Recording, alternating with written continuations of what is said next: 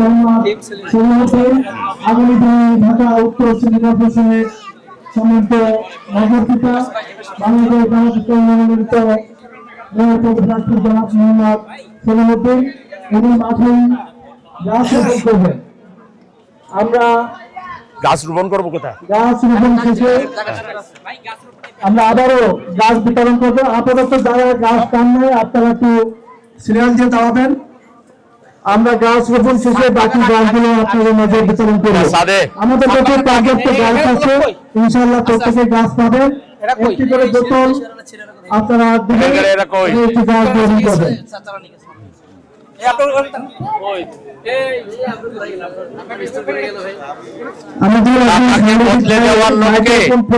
মহানগরী উত্তর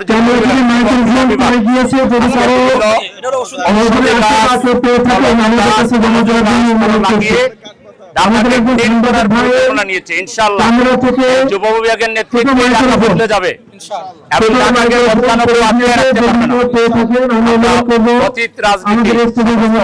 রাজনীতি বদলে দিয়ে নতুন ধারার রাজনীতি ঢাকায় চালু করবো ইনশাআল্লাহ। ঢাকা বদলে যাবে। গাছ গাছ লাগাবো কোথায়?